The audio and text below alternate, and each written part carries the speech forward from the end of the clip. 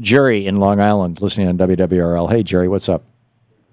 Yeah, hi. How you doing? Or should I call you Dr. Thom now? You can. Yeah, I'd like to discuss the government shutdown and where I think the real political danger lies. And first of all, let me preface my remarks by mentioning that the last time there was a big, inexcusable, reprehensible government shutdown by Republicans, it was obviously, as we all know, in the 1990s. What a lot of people forget, though, it was over the healthcare-related issue of Medicare that time and what Newt Gingrich wanted to do to it. But Bill Clinton, he held firm, and he just said no to Newt Gingrich and Newt Gingrich's plans for Medicare. And so where I think the... Wait a minute. Hang on just a second, Jerry, because I didn't... Yeah. Jerry, educate me. This is one of the things that I've been intending to look up, and I just never got around to.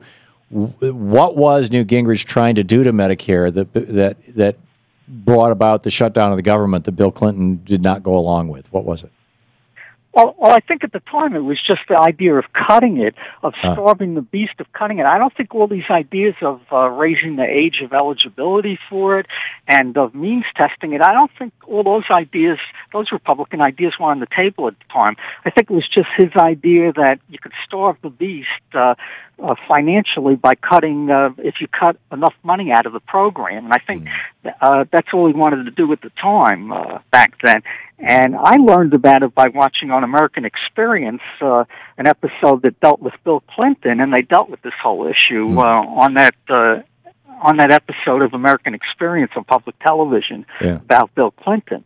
And so I think the great political danger now currently is that when it comes to such Republican demands as both means testing Medicare, which is on the table these days, and also cutting Medicaid drastically, and certain other Republican demands that they're making in exchange for raising the debt ceiling in about 17 days from now, I fear, and the great political danger for me is what I fear is that too many Democratic politicians who want to capitulate, just cave in completely to Republican hostage takers, just to keep the government running and to keep the government from defaulting on its debt.